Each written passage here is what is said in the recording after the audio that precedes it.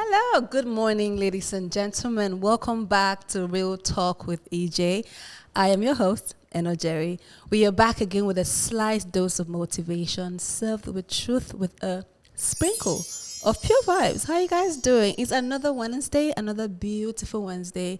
I hope you guys had a good weekend. Welcome to the month of May. I don't know why, but I have a really good feeling about the month of May. I don't know, maybe it's because it's my mom's birth month. I don't know, but it feels like it's going to be a good month. And I'm wishing everyone a successful, glorious May. Okay, so, you guys know our tradition. We're going to kick off with our quote of the day. So, but before I do that, I want to give a shout out to my people in the studio. Shout out to boy director. Hi, baby. Shout out to Daniel. Shout out to my baby Udi. Udakumo, I see you. One of the best photographers in Akwa Ibom State, guys. He is dope. You guys should check him out, man. He's amazing. Udactography, that's what he's called. He's amazing. Shout out to my girl, Joanne in the building. Thank you guys for coming through. Okay, so our show for today. So our quote of the day is like this. If you keep thinking about the money you don't have, you will fail to appreciate everything else you have in your life that is not money related. I will take that again. If you keep thinking about the money you don't have, you will fail to realize and recognize and appreciate everything else that you do have in your life that is not money related. In 2021, in this day and age, we are so driven by the idea of success and then equating success to having money that we fail to actually appreciate everything else that we have in our lives that is worth more than actually having physical cash. The people in your life, family, friends, good health, being able to sleep in the night and wake up in the morning and still be sane, being able to go to bed and wake up the next morning and you have life, having family and friends around, having something to actually do with your life, ability to sleep, ability to pee, ability to even drink water. These are the little things in life that we take for granted. So anytime we find ourselves broke, it happens to me too. I tend to do it too unconsciously. Anytime I feel like my money, quote unquote, is depleting, I will start to, I'll be in the worst mood. Nothing feels good. But I've come to realize that even doing that means I value the presence of cash in my life much more than anything else that I do. So I'm learning to actually appreciate and be thankful for the little things I have, because I've come to learn that when you're thankful for the little things become bigger things, and then it keeps growing. So practice the attitude of gratitude. It helps. It goes a long way. All right, so today I just wanted to just briefly talk about control. In a weird way, I once said that we as human beings, sometimes we lack the ability to control our urges, the urge to clap back, the urge to, hit the person back, the urge to do that thing that every fiber of our being wants to be. And then I think we always give ourselves the excuse and say, something must kill a man, so I'll just do it. But we fail to understand that whatever you give your power to owns you. Whatever you give your authority to controls you. So if you cannot hold or have control over those urges, have control over yourself, basically just having self-discipline entirely. If you cannot practice and you have not mastered self to the point that you can tell yourself no when you are sitting in the face of the highest temptation ever, best believe that whatever it is you give into owns you. So we should learn how to be a bit more accountable with our time and with ourselves. We take ourselves too much for granted. That's why we give room to too many things that is unhealthy for us, that we fail to see how that is even in itself depreciating our very existence. So control it's not always about, sometimes having control is usually comes from, or the best control comes from humility. When you let go, you actually gain more power. But that's, people feel like, or a lot of us feel like, if I have to tell somebody what to do, I have to be the one in charge. Actually, to be in charge means to serve.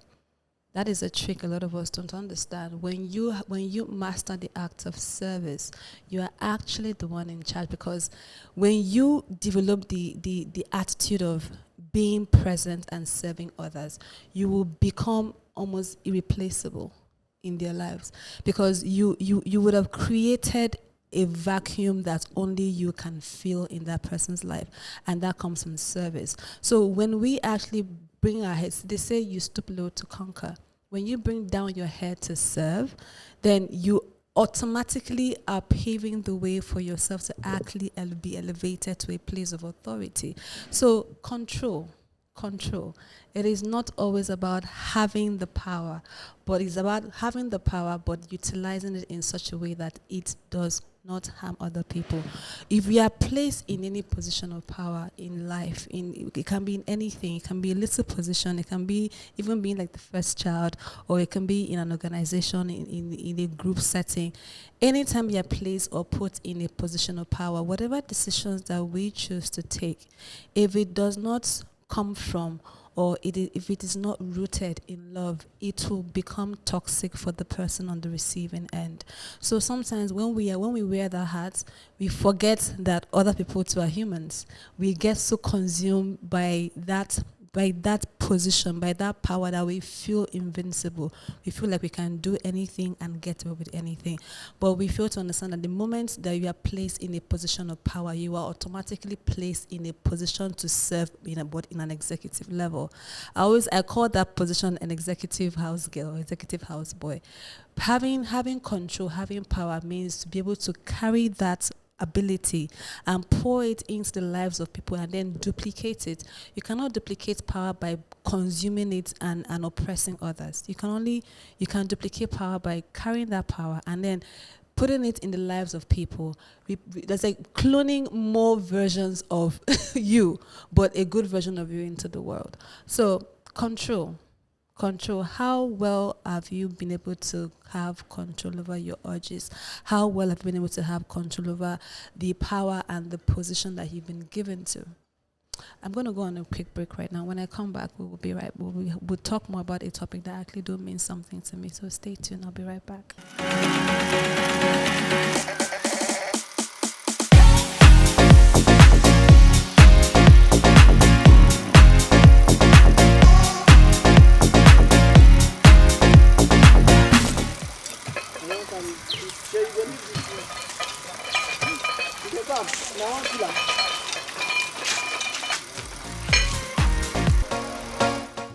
All right. Hi, welcome back to Real Talk with AJ, your host, Jerry.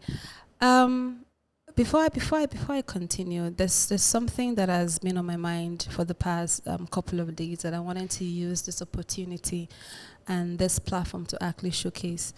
You know, a news broke recently about a young girl that was abducted, raped, and eventually murdered by a potential employer.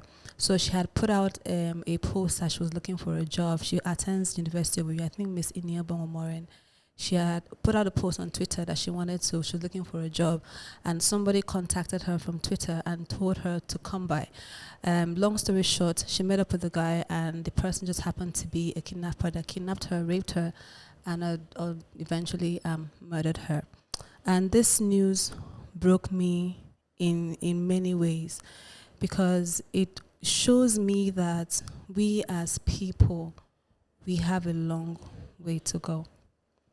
We have a long way to go. You know, this for me, this story has so many moving parts, and if we really want to sit down and dissect the different implications of this incident, we will be here the whole day. But I'll just take it from this premise: we as human beings, it is our responsibility.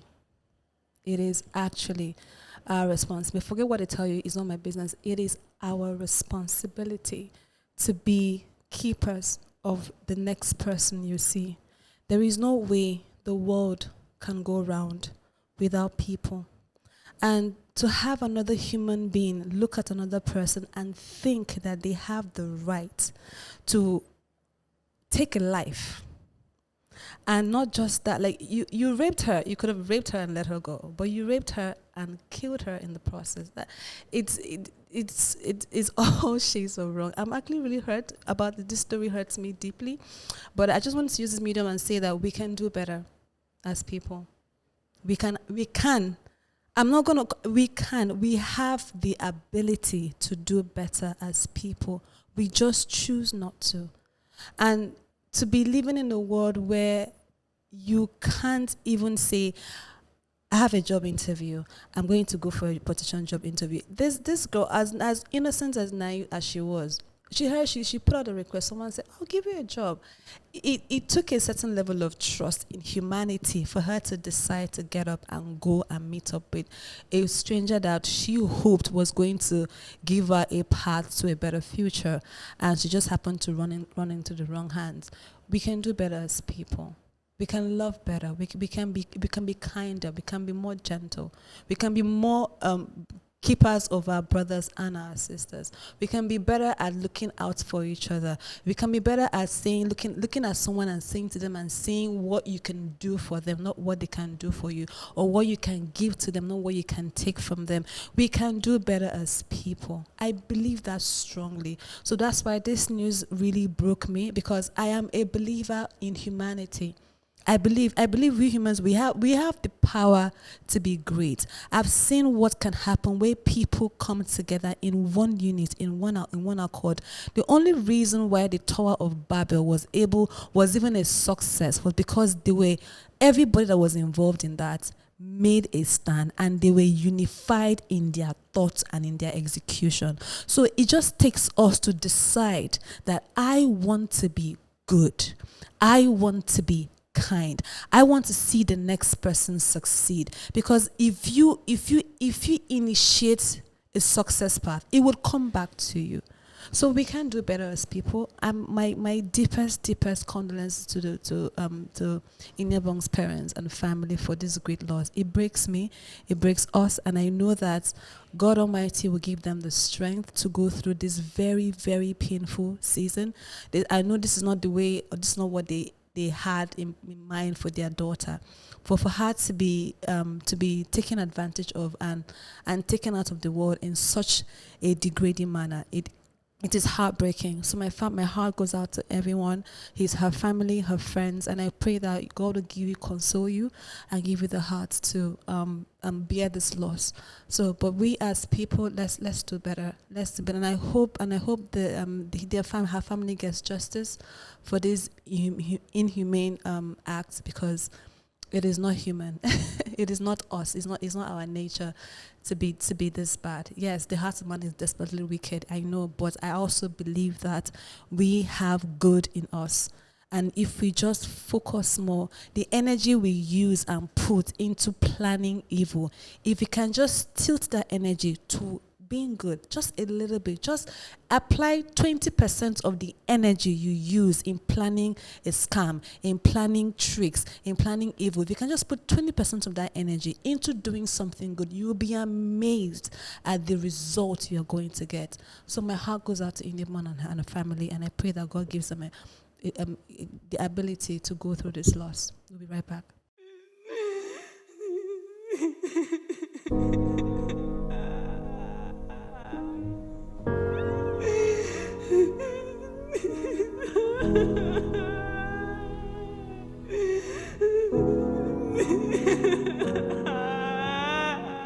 What a world we live in, where it's okay to spew so much hate. What a world we live in, where the life of another isn't regarded because our hate is so blind. Our black men are getting slaughtered, our young girls are getting raped, our young boys are being molested, and our women aren't being heard. Our voices are silenced. Our rights are being infringed upon. Our hearts are broken when we always have to say, may their souls live on. We've lost our identity. We've forgotten we are royalty. We've made hate our driving force, and we've made love a distant relative. We all bleed red. We all end up 6 feet deep. We all breathe air. We all have a heart that beats.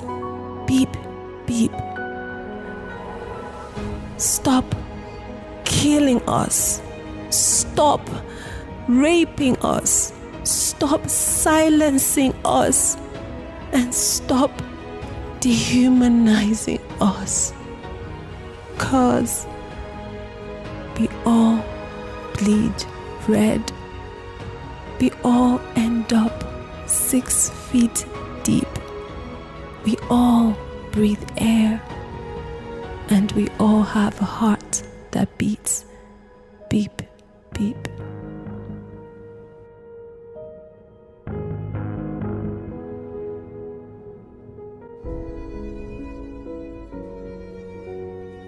All right, welcome back to Real Talk with EJ.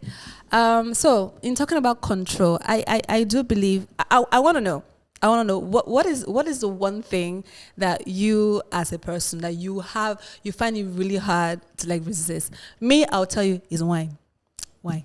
You can jazz me with wine. Just buy me wine and all your problems with me will be solved. Buy me wine and grapes, and trust me, you have me at the sight of the bottle. If it's a Moscato, I will love you for life. So I find it really hard to say no to a good wine. I don't know. So I really want to know, like, let's get the vibe going. I really want to know, what is the one thing you can't say no to? Like, whenever I go on social media, I promise you, there are some people that when they see a comment, they cannot. Like, it's like your entire intestine is boiling to reply, like, ooh, if I can hold it, gain control over your urges, control. So I really want to know, reach out to me, comment below. I really want to know what is the one thing that you find very, very, very difficult to resist. What's the one thing that you know has control over you? I really want to know. So thank you guys. It was amazing being here once again. I can't wait to see you guys next week. I like your feedback is gonna give me is gonna influence what we're gonna talk about next week. So tell me, what is the one thing that you find very difficult to resist? I really want to know. Let's get the vibe going. My name is EJ Enojeri, and this is Real Talk with EJ.